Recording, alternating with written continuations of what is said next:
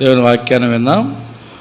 వాళ్ళు పాలు పొందక మునుపు మన భాగాన్ని మనం చదువుదాం. మొట్టమొదటిగా 1 కొరింథీ 11వ అధ్యాయం 23వ వచనం నుంచి మన భాగాన్ని మనం చదువుదాం. 1 కొరింథీ రాసిన పత్రిక 11వ అధ్యాయము 23వ వచనం నుంచి నేనుకు వచనము మీరుకు వచనము మరొక భాగాన్ని చదువుదాం. తిమోతి రాసిన మొదటి పత్రిక 3వ అధ్యాయము 1 తిమోతికి రాసిన పత్రిక 3వ అధ్యాయము 14-15 వచనాలు కలిసి చదువుకుందాం. 1 తిమోతికి రాసిన పత్రిక 3వ అధ్యాయము 14-15 వచనములు కలిసి చదువుకుందాం. శీఘ్రముగా నీ యొద్దకు వత్తునని నిరీక్షించుచున్నాను. అయినను నేను ఆలస్యము చేసిన ఎడల దేవుని మందిరములో అనగా జీవము గల దేవుని సంఘములో జనులు ఎలాగూ ప్రవర్తింపవలనో అది నీకు తెలియవలనని ఈ సంగతులు నీకు రాయిచున్నాను. ఆ సంఘము సత్యమునకు స్తంభమును ఆధారమునై ఉన్నది. రండి, దేవుని వాక్యంలో మనము చదువుకునేటువంటి భాగంలో ఈరోజు మన పాఠం పేరేందంటే ద హౌస్ ఆఫ్ గాడ్, దేవుని ఇల్లు. దేవుని ఇల్లు. పౌలు గారు తిమోతికి చెబుతూ ఉంటున్నాడు, తిమోతి, జీవము గల దేవుని మందిరములో జనులు ఎలాగ ప్రవర్తించాలనో అది నేను నీకు తెలియచేస్తాను, నువ్వు వారికి చెప్పు అని పౌలు గారు తిమోతికి చెబుతూ ఉంటున్నారు. కాబట్టి ఇక్కడ దేవుని ఇల్లు అన్నటువంటి దాన్ని మనం ఆలోచన చేస్తే 2 రకాలుగా దేవుని ఇంటిని గురించి మనం ఆలోచన చేయవచ్చు. నెంబర్ 1, మనమే ఆయన ఇల్లు. రెండవది, మనమే ఆయన ఇల్లు అనబడిన వారందరూ సమకూర్చబడము అదొక భౌతిక సంబంధమైన సంఘముగా, అది దేవుని ఇంటిగా గుర్తించబడుతుంది. అంటే ఇప్పుడు మనం అందరం ఇక్కడికి చేరి వచ్చాము కదా, ఇది ఏమని వచ్చాము మనము? గట్టిగా చెప్పండి. నిజంగా దేవుని ఇల్లు అనే వచ్చినామా? దేవుని ఇల్లే కదా. Very good. దేవుని ఇల్లు. ఈ దేవుని ఇల్లు కాబట్టి అసలు పౌలు గారు తిమోతికి ఎంత ఖచ్చితముగా నిక్కచ్చిగా చెబుతున్నాడంటే చూడండి, ఆ మాటలు చూద్దాం. మనం చదువుకున్న భాగంలో ఏముంటుందంటే పౌలు గారు 15వ వచనంలో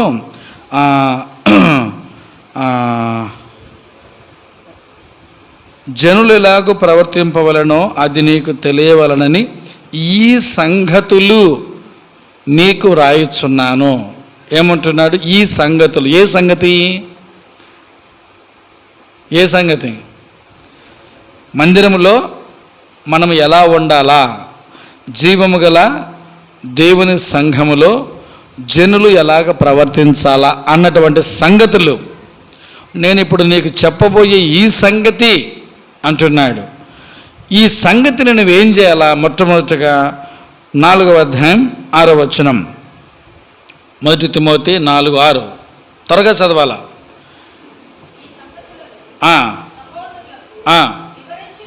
చాలు. ముందు సహోదరులకు ఏం చెయ్యి చెప్పండి? వివరించు. ఈ సంగతులు నువ్వు అందరికీ, సంఘములో ఉన్న వారికి అందరికీ వివరించు. 4వ అధ్యాయం 11వ వచనం.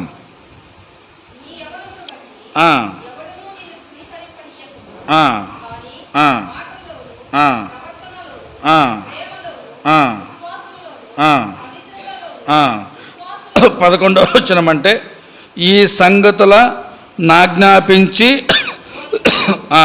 ముందు వివరించు. రెండవది ఆజ్ఞాపించు, బోధించన్నమాట. అద్దులేండి మనకు. ఆజ్ఞాపించు, ముందు వివరణ చెయ్యి, తర్వాత వినకపోతే ఆజ్ఞాపించు. తర్వాత 6వ అధ్యాయం 2వ వచనం, 1 తిమోతి 6:2.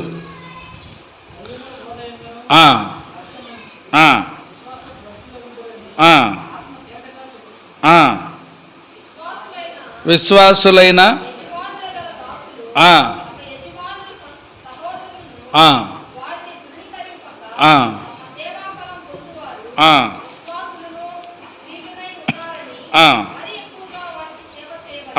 ఈ సంగతులు బోధించుచు వారిని హెచ్చరించు.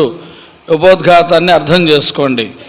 పౌలు తిమోతి వారిద్దరి మధ్యలో జరిగేటువంటి ఈ యొక్క సంభాషణ ఎలా ఉందంటే, ఓ తిమోతి, ఇది జీవము గల దేవుని సంఘము.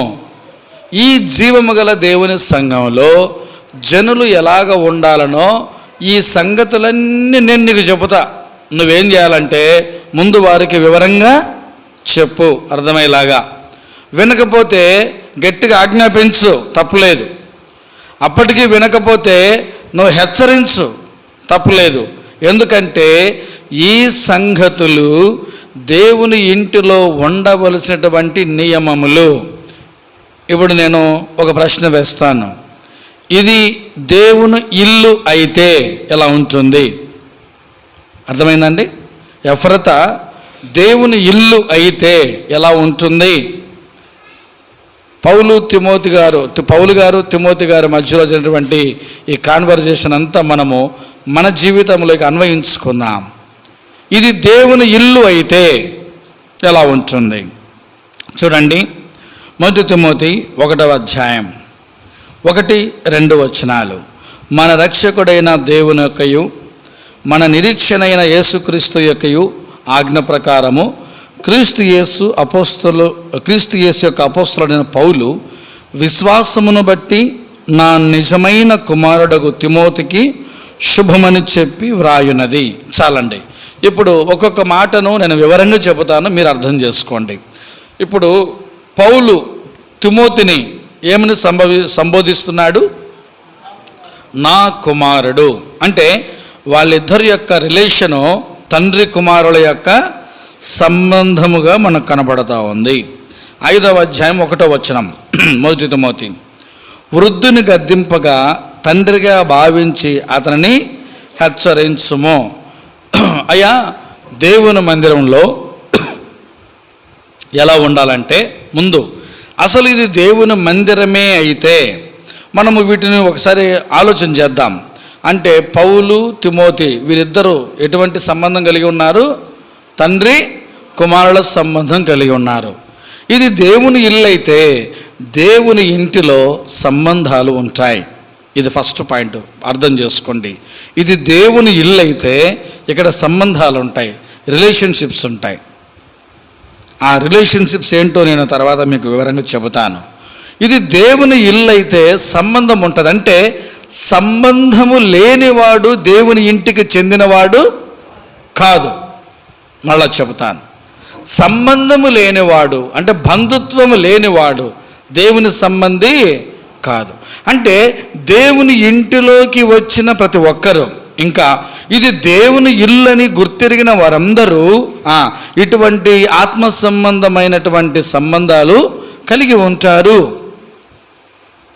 అందుకే బాప్తిసం ఇచ్చిన తర్వాత గత మీ చర్చ్ యానివర్సరీలో బాప్టిజం తీసుకున్న వాళ్ళు చేతులు ఎత్తండి, పైకి ఎత్తాలి. మొన్న తీసుకున్న వాళ్ళు 1 2 3 4 5 6. Very good.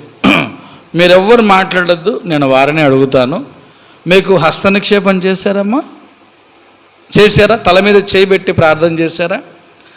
ఏమని ప్రార్థన చేశారో అంటే అంత కాకపోయినా 2-3 మాటలు మీకు ఎవరికైనా గుర్తున్నాయా?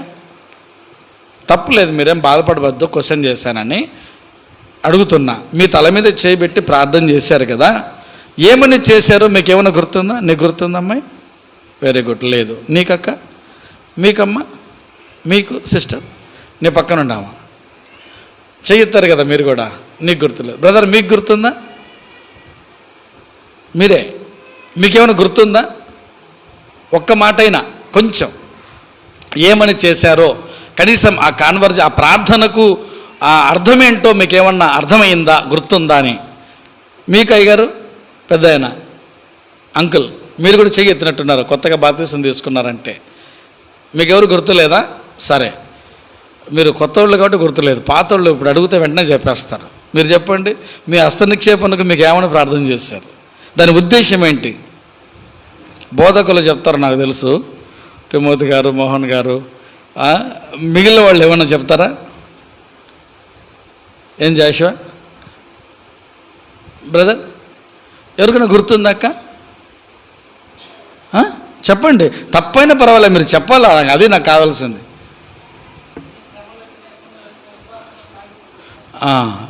Very good. ఇంకా అక్కడేదో స్విస్ అనే శబ్దం వచ్చింది కాబట్టి నువ్వు దానికి మసాలా వేసేసిన అర్థమైంది. ఇంకా హస్త నిక్షేపణ యొక్క ఉద్దేశం ఏంది? ఎవరైనా చెప్పచ్చు? కృపావరములో. Very good. ఇంకా వెరీ గుడ్, ఎక్సలెంట్. మీరు ఇప్పుడు ఒంటరి వారు కాదు, మీరు సంఘములో చేర్చబడినటువంటి వారు. క్రీస్తు అనే ఈ సంఘం అనే శరీరములో మీరు కూడా ఒక అవయవము. హస్త నిక్షేపణలో ఆ మాట పెట్టి ఖచ్చితంగా ప్రార్థన చేసే ఉంటారు. మీకు గుర్తు లేదు. ఆ ఉద్దేశమే అది, ఆ ఉద్దేశమే అది. సరే, ఇప్పుడు ఇది నిజంగా దేవుని ఇల్లు అయితే, ఎవరైతే పాపములో ఒప్పుకొని మారు మనసు పొంది బాప్తిస్మములో సాక్ష్యమిచ్చి, మరలా ఇప్పుడు వస్తాను. నువ్వు ఈరోజు ఆరాధన చేసావమ్మా? ఈరోజు చేసావా? మీరు చేశారక్క? మీరు చేశారమ్మా? ఆరాధన చేశారా ఈరోజు? మీరు సిస్టర్, మీరన్నా చేశారా? Very good. బాప్తిసం తీసుకున్నవారు తప్పకుండా ప్రభుని ఆరాధించాలా. కొంతమంది ఆరాధన ఇక్కడి నుంచి ఆల్మోస్ట్ అట్లా సంఘం వరకు పోయి వస్తున్నారు. ఆత్మకూరు, బుచ్చి అవన్నీ తిరుక్కొని వస్తున్నారు. రోడ్డు బాగలేదు, మీకు ప్రయాణం ఎక్కువ అవుతుంది. ఇక్కడనే ఉండి ఆరాధన చేయాల, వాక్యానుసారంగా క్లుప్తంగా. ఇక్కడ మనం ఎక్స్పోజ్ అవ్వడానికి కాదు. అర్థమవుతుందా? కాబట్టి ఆరాధన చేసే విధానం కూడా నేర్చుకోవాలి. సరే, నీవు ఇప్పుడు దేవుని ఇంటిలో చేర్చబడిన వాడవు. ఇది నిజంగా ఇది దేవుని ఇల్లు అయితే, దేవుని ఇంటిలో ఏముంటాయి? సంబంధాలు ఉంటాయి, రిలేషన్షిప్స్ ఉంటాయి. ఈ దేవుని ఇంటిలో ఇంకా ఏముంటాయి? 4వ అధ్యాయం 11వ వచనం చదవండి. 1 తిమోతి. ప్రతిదీ తిమోతిలోనే, 1 తిమోతిలోనే ఉంటుంది రెఫరెన్స్. చదవండి 4వ అధ్యాయం 11వ వచనం.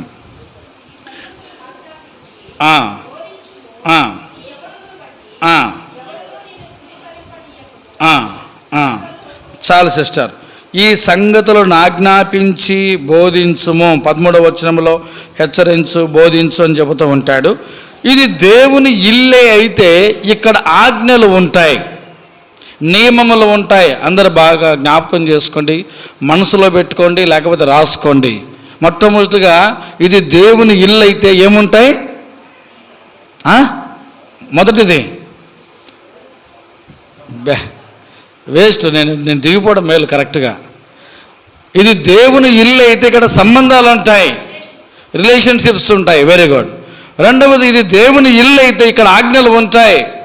ఎవడు ఇష్టం వచ్చినట్టు వాడు ప్రవర్తించడానికి ఇది ఎవరి ఇల్లు కాదు, నీ ఇల్లు కాదు. ఎవరిల్లు?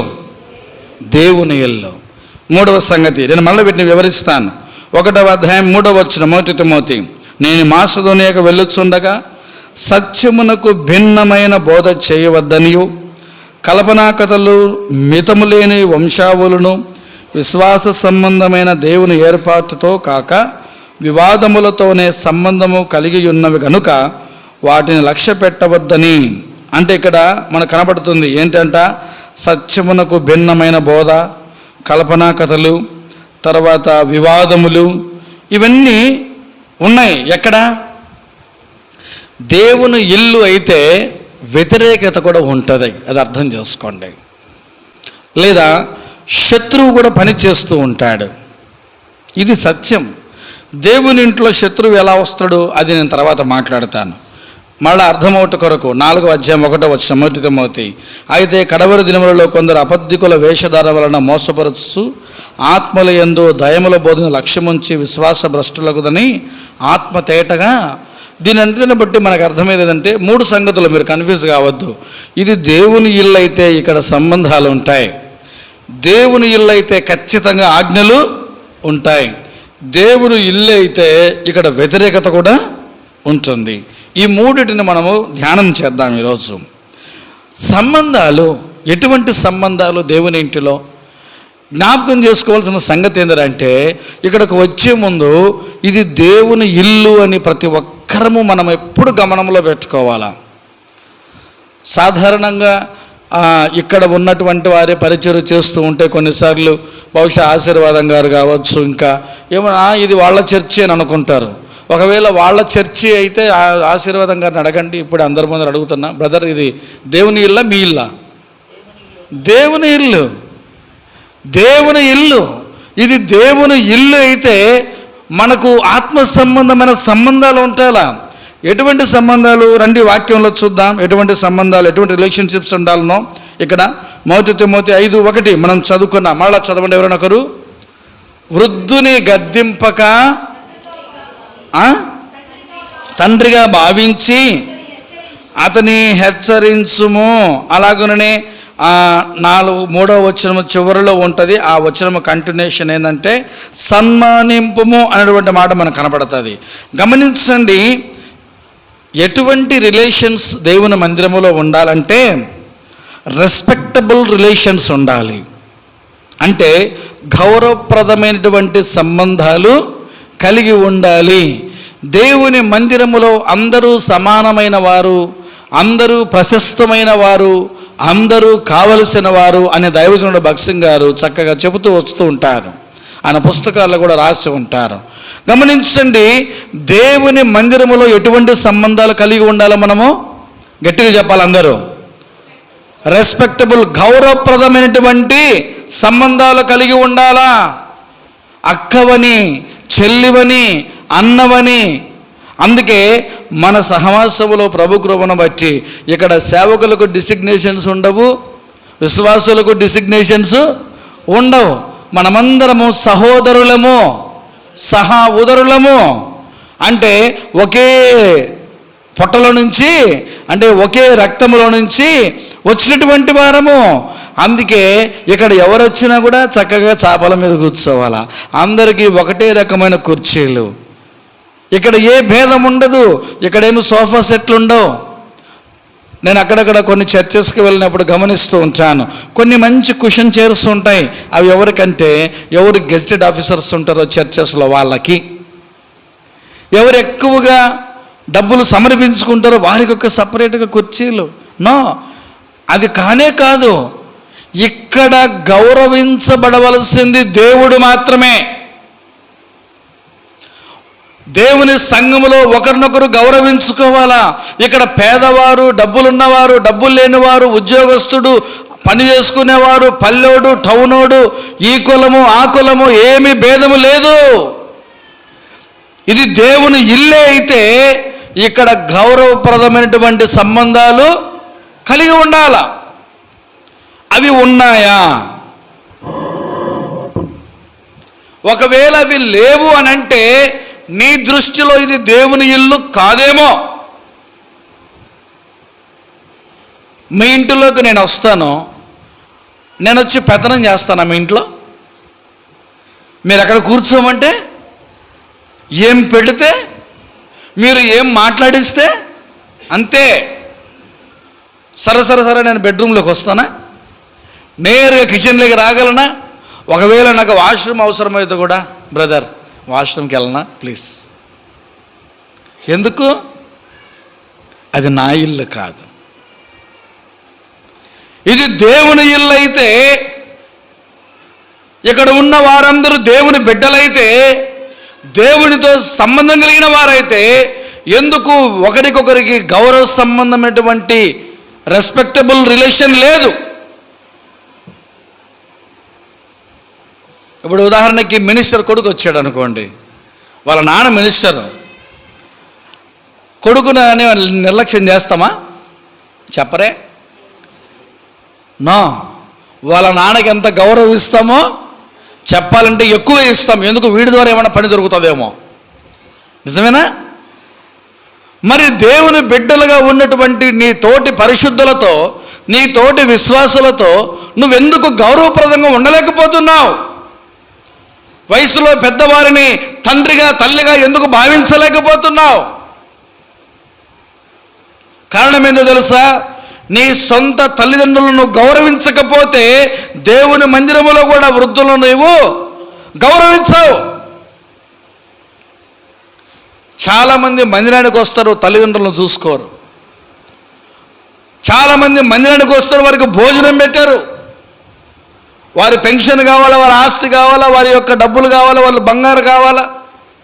ఆ మధ్యలో ఒక ముసలావిడికి బాగలేదు, హాస్పిటల్లో పడితే కింద 2-3 కూతుర్లు కూర్చొని వాళ్ళు మాట్లాడుకుంటున్నారు.